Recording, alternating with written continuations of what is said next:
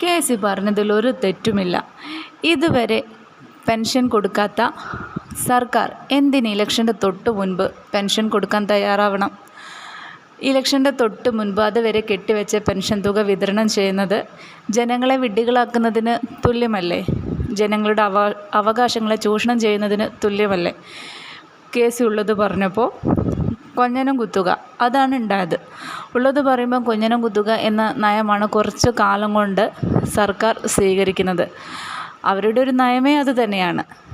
കിറ്റും ഒരു തരത്തിൽ കൈക്കൂലി തന്നെയായിരുന്നു. നമുക്കറിയാം, നിലമ്പൂരിൽ ഒരു കുട്ടി ഷോക്കേറ്റ് മരിച്ച കാര്യം. എത്ര പെട്ടെന്നാണ് പോലീസ് പ്രതിയെ പിടികൂടിയത്.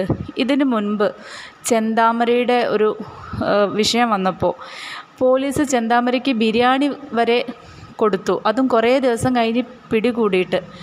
അന്നും ഇതുപോലെ ഇലക്ഷനായിരുന്നെങ്കിൽ മണിക്കൂറുകൾക്കുള്ളിൽ പോലീസ് ചെന്താമരയെ പിടികൂടുമായിരുന്നു. ഇപ്പോൾ നിലമ്പൂരിൽ ഇലക്ഷൻ വന്നതുകൊണ്ട് പെട്ടെന്ന് പ്രതിയെ പിടികൂടി. ഇതാണ് സർക്കാരിൻ്റെ സ്വഭാവം.